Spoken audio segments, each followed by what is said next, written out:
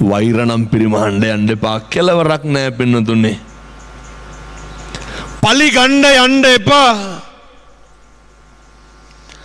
ඕව නවත්තන්න ඕකේ කෙලවරක් නැහැ. ලස්සනට ජීවත් වෙන්න. සත්පුරුෂයෙක් විදිහට ඉන්න. අපිට මොකක් හරි වුණාම කවුරුවත් නැහැනේ. ජීවිතේ මෙතෙක් කල මොකක් හරි වැරද්දක් වෙලා තියෙනවා නම් අද ඉඳන් ඒක කරන්න එපා. උණක් හෙම්බිරිස්සාවක් හැදුනත් පින්නතුනේ අපිට අපි විතරයි. ඔය අපේ තරුණ දරුවන්ට තියෙන ලොකු ගැටලුවක් තමයි ඔය ප්‍රේම සම්බන්ධතා නඩත්තු කරන එක. වෙලාව ගත්තම තව විනාඩි 5ක් කරන් මම ඒකත් කියලා නවත්තනවා. ඔය මට රට මතක නැහැ තරුණයාගේ අවුරුදු 9ක් මේ අර යාළු වෙලා ඉඳලා බැන්දා. අවුරුදු 9ක් කියපා. ඔය අවුරුදු 4ක් 5ක් වාගේ නෙමෙයි. බැඳලා රට ගියා. රට යන බොහෝ දෙනෙකුට ඉතින් මේ ඉරණ මත් වෙනවා. මෙහෙත් ඇති සමහර නැතුවත් ඇති එහෙම. ගිහින් එනකොට ඒ බිරිඳගේ වෙන සම්බන්ධයක් තිබිලා අහු වුණා. මිනිහා ඉතින් මහිතෙල් බොණ්ඩ ගියේ නැහැ.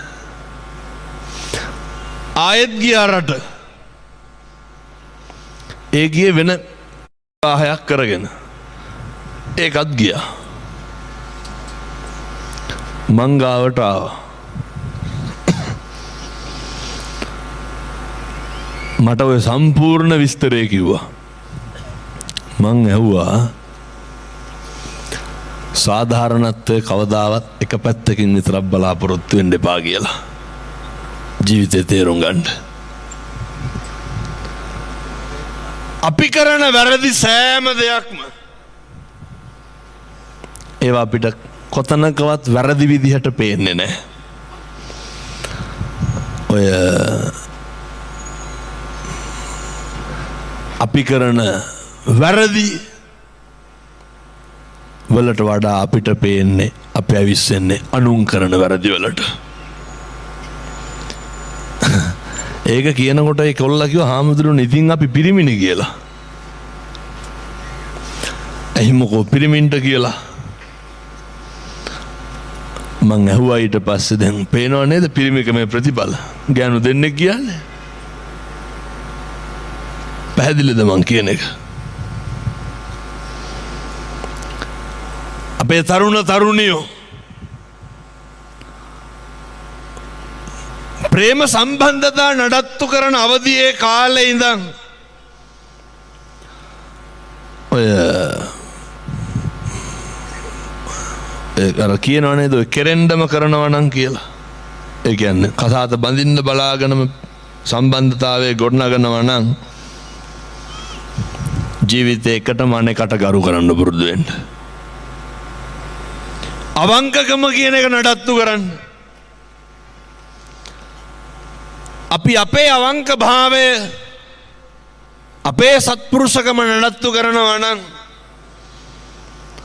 සත්තයි පින්නතුනේ නොගැලපෙන කට්ටිය අපෙන් අයින් වෙලා යනවා. දුක් වෙන්න එපා. අයින් කරලා දානවා.